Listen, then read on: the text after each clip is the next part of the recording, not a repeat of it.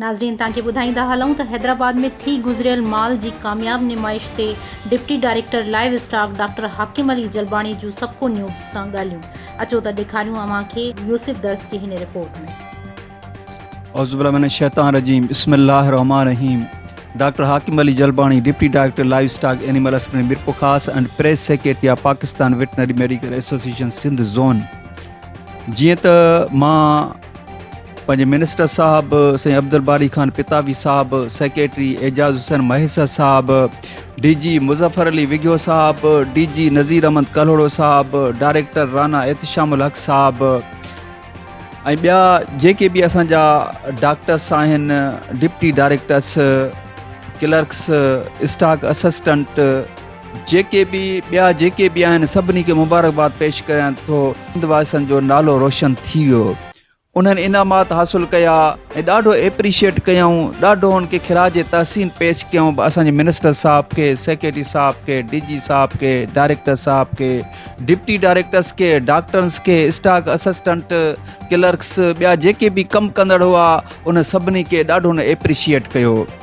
इहे ई त असांजे मिनिस्टर साहब जी क्वालिटी आहे त मां सिंध वासियुनि जो नालो रोशन कयां ऐं निज ब्रीड एक्सपो में जन जनवरी निज ब्रीड आहे, मां एक्सपो में उहा निज ब्रीड आणियां ऐं आंदी वई।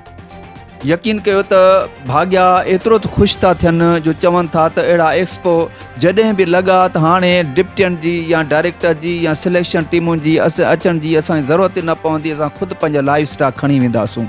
छो त इहे त कामयाबियूं आहिनि लाइव स्टॉक डिपार्टमेंट जूं, इहे कामयाबियूं आहिनि लाइव स्टॉक डिपार्टमेंट जूं, इहे ई त कोशिशूं आहिनि, इहे ई कामयाबियूं आहिनि। असांजो लाइव स्टॉक डिपार्टमेंट अलाह असांजी महिरबानी सां हाईलाइट थी वियो आहे।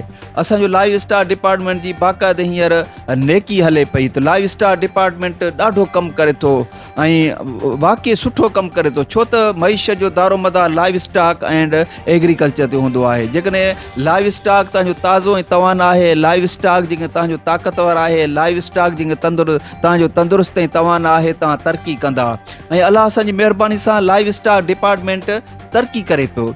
जेके बि भाग्या आहिनि उहे हिक खां हिकु जानवर रखनि था ऐं पहिरियां इहे एक्सपो पंजाब में लॻंदा हुआ, अलाह असांजी महिरबानी सां हाणे सिंध में एक्सपो लॻनि पिया।